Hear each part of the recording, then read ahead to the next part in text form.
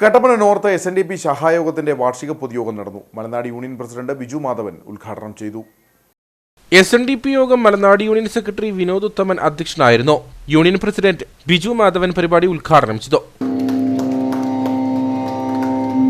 ഒന്നുമില്ലായ്മയിൽ നിന്നും നോർത്ത് ശാഖായോഗത്തിന്റെ കുടുംബാംഗങ്ങളെ കൂട്ടായ്മ കൊണ്ടും ശക്തമായ സംഘടനാ പ്രവർത്തനം കൊണ്ടുമാണ്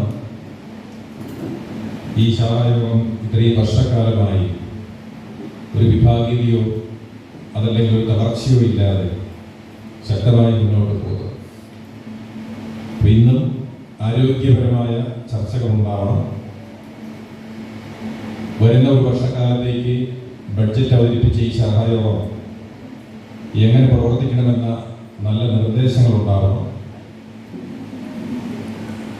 സൗഹാർദ്ദപരമായ വിമർശനങ്ങൾ ഉണ്ടാവണം.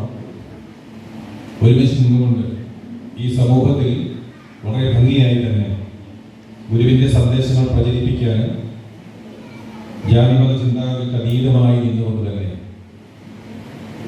നമുക്ക് ഉയരുന്നതിനൊപ്പം അത് സമൂഹത്തിന് ഗുണകരമാകുന്ന രീതിയിൽ എങ്ങനെ മാറ്റാം എന്ന ചർച്ചയുമാണ് ഉണ്ടാവേണ്ടത്.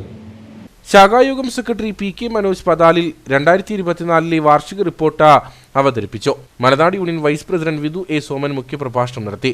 യോഗത്തിൽ കലാകായിക രംഗങ്ങളിൽ മികവ് പുലർത്തിയ കുട്ടികളെ അനുമോദിച്ചു.